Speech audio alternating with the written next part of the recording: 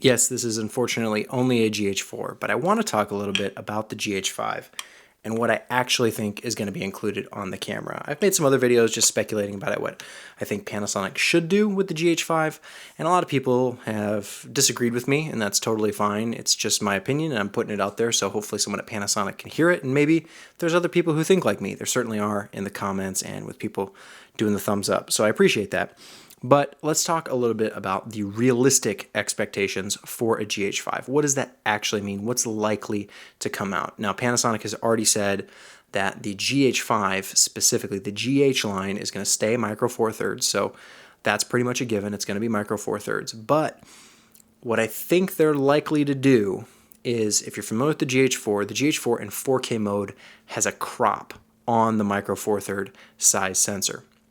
And if you're familiar with the GH line in the past, the GH1, the GH2 had actually bigger multi-aspect sensors, and that was really nice because you had a little bit wider field of view than the traditional 2x crop of micro four thirds. It wasn't much, but it was a little bit. And I think that they're likely to go back to that for 4K. Hopefully their technology can keep up and they can actually deliver on that, because it's something I really like to see. The more and more we crop in on the sensor on these GH cameras, the less appealing they become to me. So if we could get 4K without a crop for micro four thirds, that would be awesome. Love to see that. And I think it's actually pretty likely that they'll do something like that, because the GH4 was the first camera to introduce 4K, but now 4K is pretty common, so they have to do something to stand out. A lot of other people are talking about 4K 60, and I also think that's somewhat likely. When you're competing with Sony, I think Panasonic has to do something a little bit different, a little bit special, and 4K 60, maybe that is a crop mode where they have to, crop down to, kind of a sacrifice or a trade-off for the higher frame rate, but I think that's probably likely, just as another selling point that they have 60 frames per second in 4K.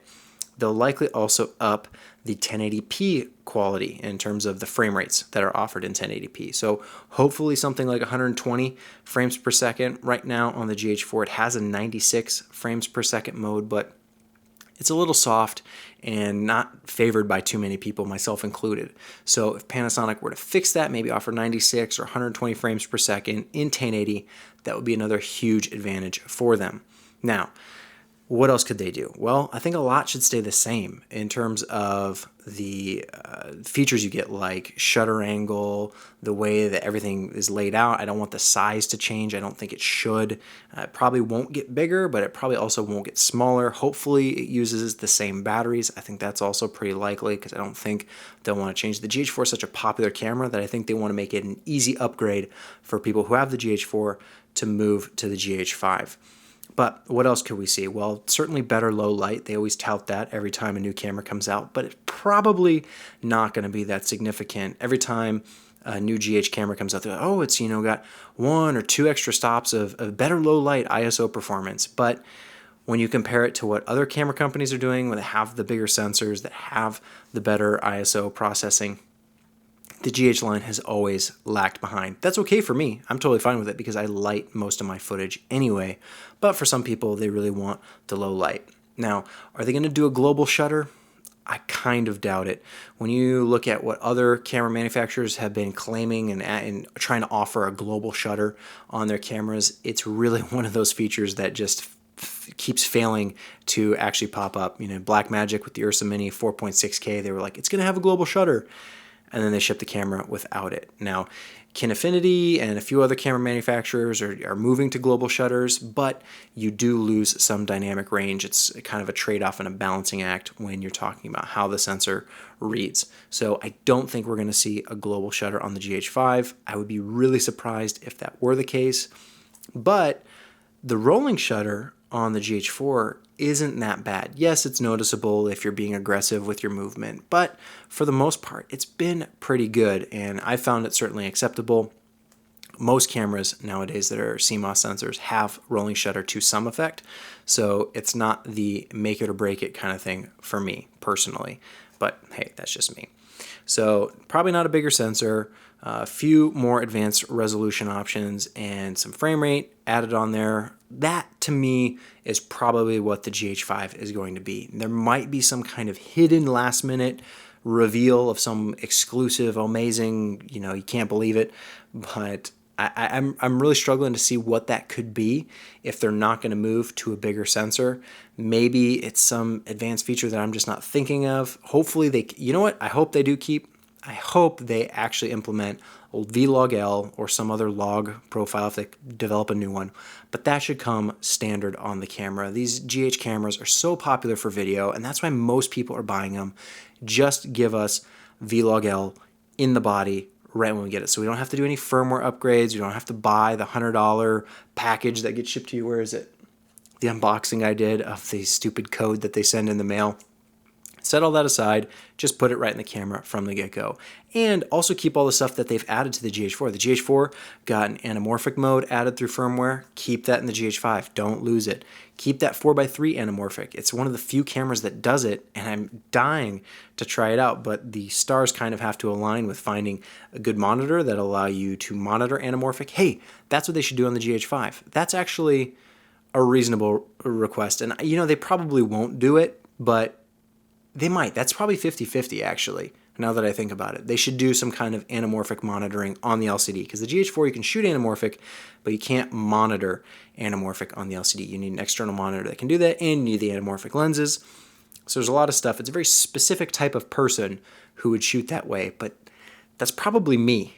And so if they keep it on the GH5, I can finally get a hold of some anamorphics, some 2x anamorphics, find an external monitor, or maybe it'll do it internally and shoot anamorphic, because I love the look, but it's just a matter of pricing and all that stuff. So that's kind of what I expect, a mild upgrade from the GH4, maybe more efficient codec, maybe a higher bit rate for the new UHS-2 cards.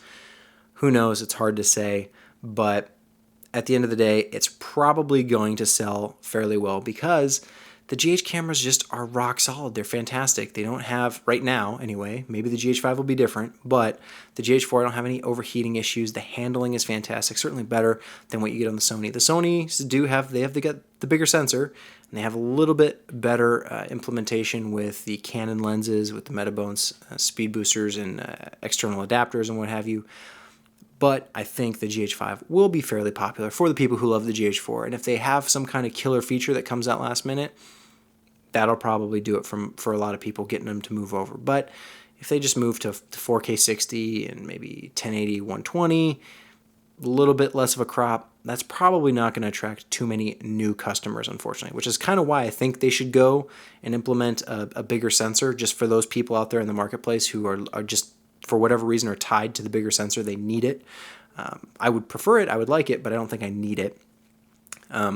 But to have some kind of other line that has a bigger sensor, I think that would be smart for Panasonic to do, to play that game and compete, because right now the Sony cameras are just okay. They're better than okay. They're good.